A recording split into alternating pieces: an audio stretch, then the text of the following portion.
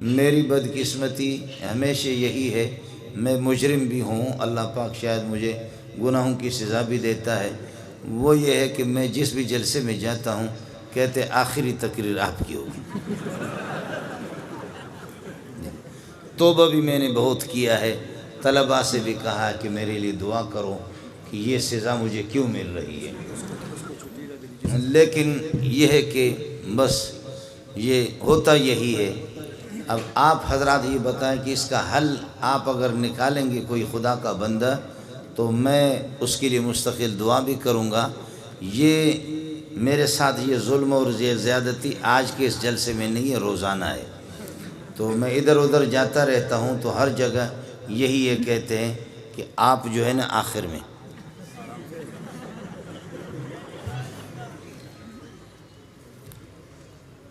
مولوی صاحب کو مذاقی تھا تو رات کافی بیت چکی ہے، اب 12:30 بج رہے ہیں، اور مولوی صاحب کو بیان مل گیا، یہ میرے عزیز ہے یہاں بیٹھے ہوئے مولانا نصیب صاحب، تو ہمارے ایک دوست ہے عزیز ہے ہمارے، وہ بھی جو سینے میں بات ہوتی ہے اس کو باہر نکال دیتا ہے، چھپاتا نہیں ہے اس کو۔ تو مولوی صاحب کو جب 1:30 بجے اور 2 بجے خطیبوں نے اپنی تقریریں کی، آخر میں مولوی صاحب کو بیان دیا کہ آپ کا بیان ہے، تو اب لوگ اس طریقے پر جھوم رہے ہیں اور سوئے ہوئے، تو ایک آدمی نے اس قسم کا بم چھوڑا کہ خدا کی پناہ،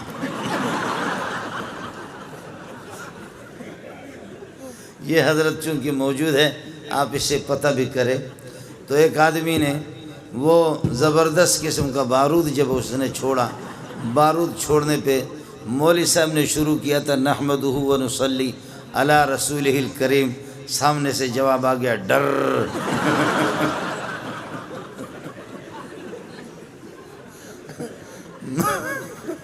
مولوی صاحب چونکہ میرا عزیز ہے تو یہ حضرت بیٹھے ہوئے ان سے پتہ کرو، تو مولوی صاحب نے کہا میں نے تقریر ابھی تک شروع نہیں کی ہے، پہلے سے تم لوگوں نے حرم بجانا شروع کیا، اس لیے مولوی صاحب کہتے ہیں مجھے لگتا یہ ہے میری تقریر آپ لوگ برداشت نہیں کر سکیں گے، وآخر دعوانا ان الحمدللہ رب العالمین۔ مذاق کر رہا ہوں آپ سے،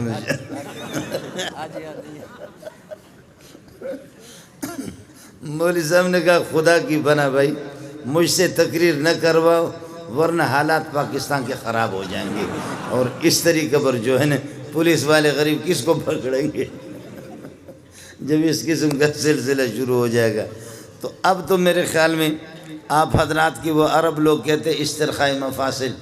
آپ کے اعضاء بالکل جواب دے چکے ہیں، اور بالکل آپ اس طرح کندھے آپ کے بیٹھ گئے، کمر ٹوٹ گئی، گردنیں بھی جھک گئی ہے، تو اس موقع پر ایسی حالت میں آپ کو لے کر کے بیٹھ جانا اور مولوی صاحبہ کو تقریر سنائے یہ کسی طرح بھی ٹھیک نہیں ہے۔ گزارش ہے بھائی جان سے کہ دعا فرمائے تو تاکہ ہم چھٹی کریں، کیا خیال ہے آپ کا؟ اب رات کو ہم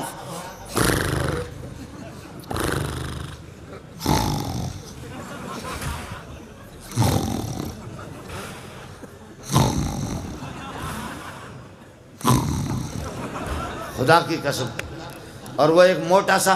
اس موٹے کو چارپائی، سندھ میں جو کوئی مہمان آتا ہے تو چارپائی بھی اس کو سلاتے، چارپائی بھی اس کو باہر سلایا گرمی کی وجہ سے۔ اب جب اس نے حرم بجانا شروع کیا تو ایک چھوٹا سا کتا جس کو ٹیپو کہتے ہیں نا، ٹیپو ٹیپو ٹیپو، کتا آ کر کے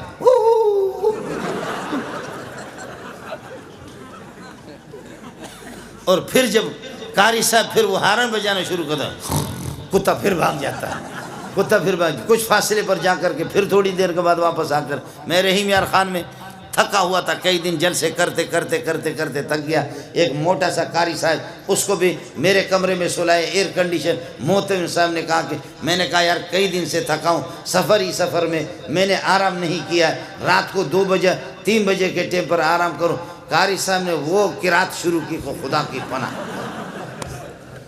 وہ اس نے قرات شروع کی، 7 اشرہ سے ہٹ کر کے 21 اشرہ چل رہا تھا، وہ 7 اشرہ بھی نہیں تھا، 21 اشرہ تھا۔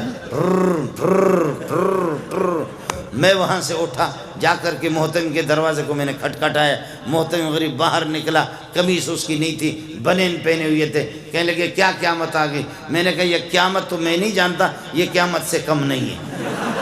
تم جاؤ کمرے کے اندر اس کو دیکھو۔ محتمی بڑا ہوشیار تھا، اس نے اپنے موبائل چالو کر کے لے جا کر کے اس کے قریب رکھا۔ میرے لیے وہاں سے اس غریب نے کوئی چارپائی مارپائی کہیں سے نکالا، ایئر کنڈیشن والا کمرہ مجھے نصیب نہیں ہوا، اس نے باہر کوئی چارپائی نکالی، وہاں پر کوئی مچھردانی لگائے اور کوئی پنکھا لگایا، ادھر پھر یہ کہ میں سو گیا۔ اس نے ٹیپ کر دیا اور ٹیپ کر کے صبح کو قاری صاحب کو میں نے کہا قاری صاحب نے بھی، اس نے بھی 2 شادیاں کی ہوئی تھی، میں نے کہا قاری صاحب خدا کی قسم تمہاری بیویاں اگر نماز بھی نہ پڑھے تب بھی جنت میں جائیں گی۔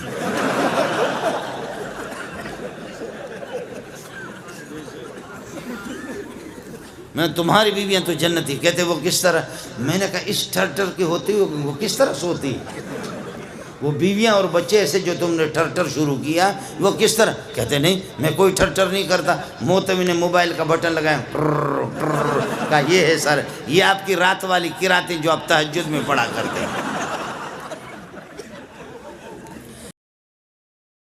آج بھی آپ دیکھو ہمارے شیاطین کو، عمر کا نام لے لو، اور آپ کو یہ بتاؤں جن کو احتلام ہو رہا ہے وہ یہ کر دیں رات کو والسماء والطارق پڑھے، والسماء والطارق کے بعد قلم کی ضرورت نہیں، اپنے ہاتھ سے ادھر لکھو عمر لکھو، اور یہ کہ اپنے ناڑے کو مضبوط باندھ کر کے شلوار کے اندر کرو۔ آپ کو احتلام ہو گیا تو مولوی منظور کو فون کر لینا، کبھی بھی احتلام نہیں ہوگا، شیطان ان پر چڑھتا ہے۔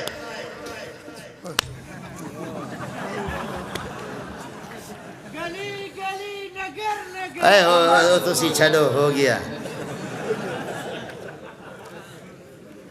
کر کے دیکھ لینا۔ میں برطانیہ میں نہیں رہ رہا ہوں، فرانس میں نہیں رہا ہوں، اسی ملک کے اندر رہ رہا ہوں، اسی ملک میں رہ رہا ہوں۔ ایک ظالم نے، اس خبیث نے، شینو یا اینو ہا، سمجھ میں گئی نہیں؟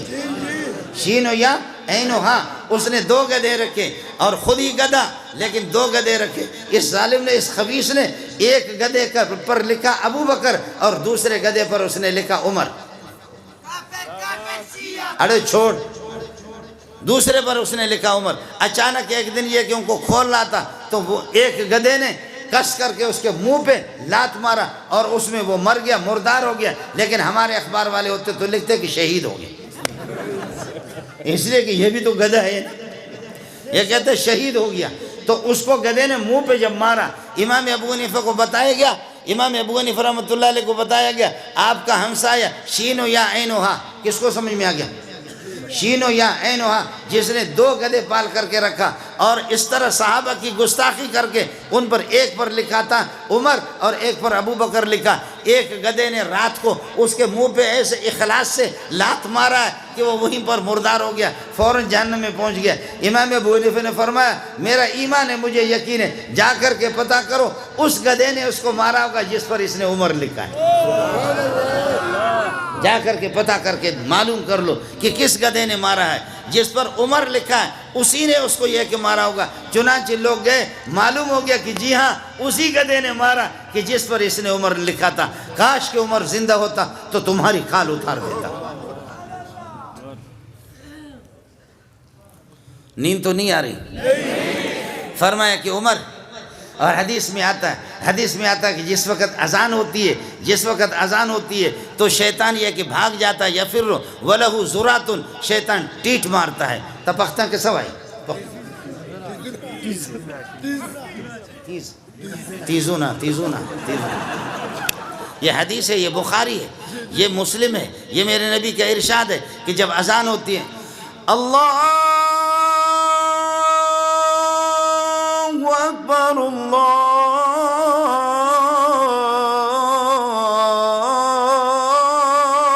اکبر، جب یہ اذان ہوگی نا